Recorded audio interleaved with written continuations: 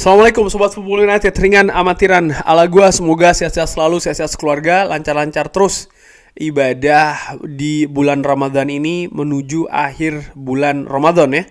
Oke, kali ini gue ingin ngobrol ringan karena ada beberapa pendapat, ada ya banyak juga komentar terkait dengan situasi cedera di Manchester United yang musim ini masih terus berulang.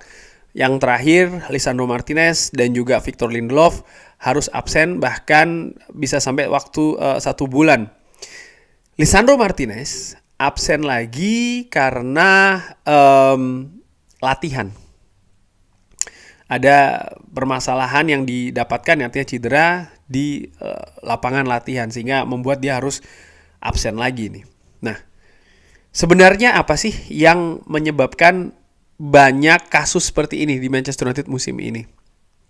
Mungkin gue sudah pernah bikin beberapa analisa video sebelumnya, tapi gue ingin bahas sekali lagi karena ada banyak pendapat, ada banyak komentar, dan gue ingin menyampaikan dari sisi gue secara ringan amatiran bagaimana gue melihat masalah ini.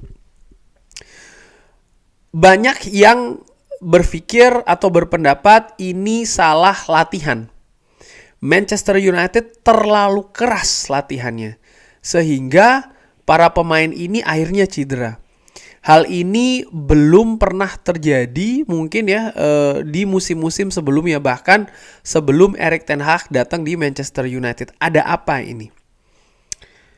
Apakah betul karena latihan keras? Iya, menurut gua latihan keras ini mengakibatkan ternyata faktanya kan demikian ya, banyak pemain akhirnya cedera karena latihan.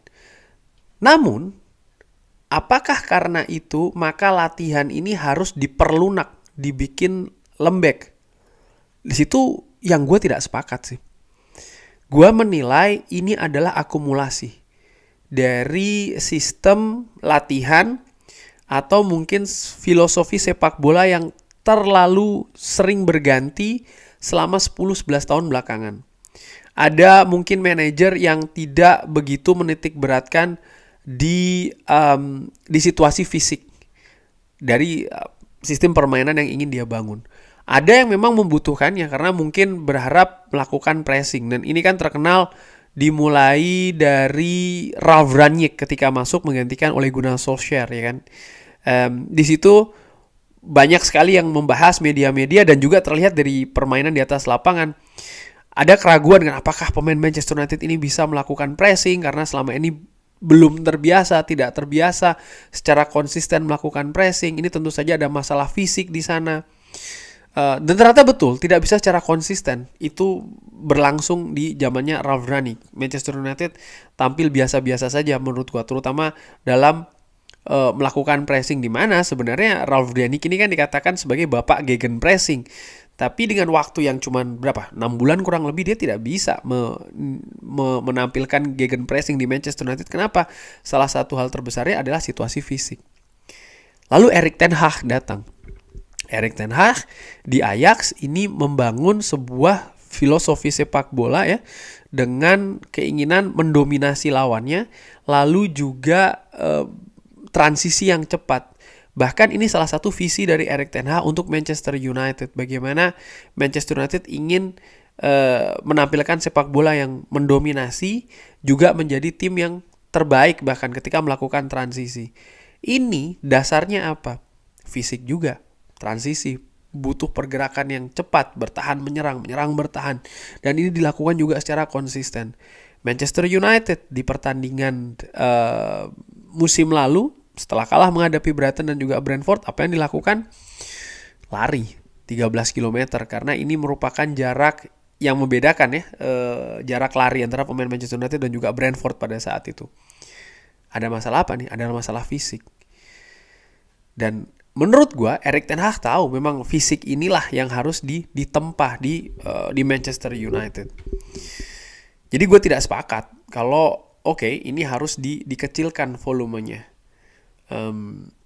Disesuaikan mungkin iya, karena melihat mungkin situasi pemain yang sudah banyak cedera. Dan Erik ten Hag pun dari wawancara interview konferensi pers sebelum menghadapi Chelsea, dia mengatakan memang pemain tidak berlatih di jadwal yang memang berdekatan dan ketat, hanya melakukan recovery, lalu setelahnya ya melakukan persiapan sedikit, tapi tidak berupa latihan yang sangat keras begitu ya. Tapi gue tetap menilai latihan keras itu bukan masalahnya sih di sini. Di zaman Sir Alex Ferguson pun filosofinya adalah bagaimana di lapangan latihan di Carrington itu pemain memang sangat keras, bahkan jauh lebih keras daripada di atas lapangan pertandingan. Sehingga ketika mereka mengimplementasikan permainan ini di lapangan pertandingan jauh lebih enak, karena mereka sudah tertempa dulu nih di lapangan latihan. Gue juga melihat bagaimana program Manchester United di pre-season yang tidak dikelola dengan baik, bagaimana perjalanan terlalu ketat ya, dan bagaimana program sepak bola secara keseluruhan kalau melihat dari musim lalu, di mana musim lalu di tengah musim ada Piala Dunia ya kan, artinya pemain ini banyak yang menit bermainnya sangat bengkak sekali, sangat berlebihan, dan ini nampaknya tidak diantisipasi dengan maksimal, dengan baik, dengan cerdik oleh klub.